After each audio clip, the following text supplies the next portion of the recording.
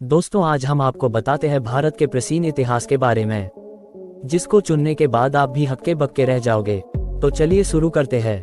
प्राचीन भारतीय इतिहास का घटनाक्रम। डिजिटल फैक्ट्स ज्ञान में प्राचीन भारतीय इतिहास का घटनाक्रम का ये प्रथम भाग है। नेक्स्ट एपिसोड देखने के लिए पेज को फॉलो करें।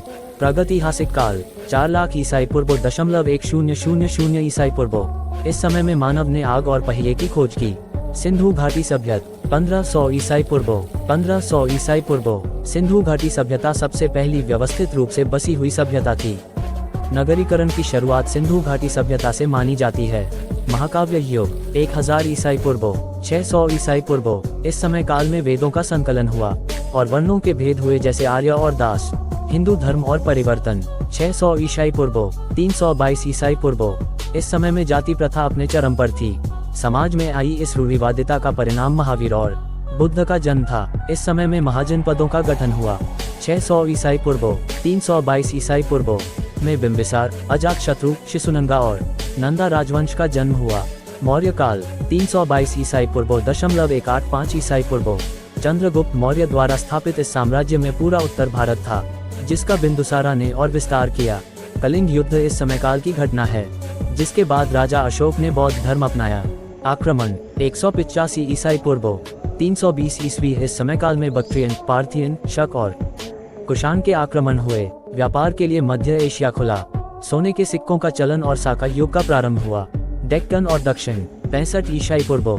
250 ईस्वी इस काल में चोल, चेर और पांड्या राजवंश ने दक्षिण भारत पर अपना शासन जमा रखा था।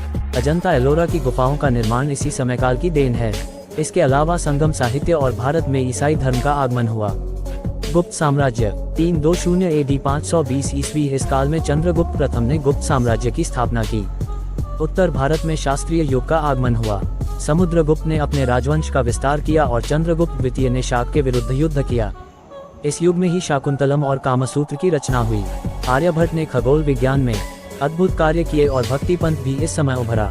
छोटे राज्यों का उद्भव 500 AD 606 AD इस युग में हुनों के उत्तर भारत में आने से मध्य एशिया और ईरान में पलायन देखा गया। उत्तर में कई राजवंशों के परस्पर युद्ध करने से बहुत से छोटे राज्यों का निर्माण हुआ। हर्षवर्धन 605 AD 647 AD में हर्षवर्धन के शासनकाल में प्रसिद्ध चीनी यात्री हेन त्सांग ने भारत की यात्रा की। हुनों के हमले से हर्षवर्धन का राज्य कई छोटे राज्यों में बढ़ गया। इस समय में डेक्कन और दक्षिण बहुत शक्तिशाली बन गए।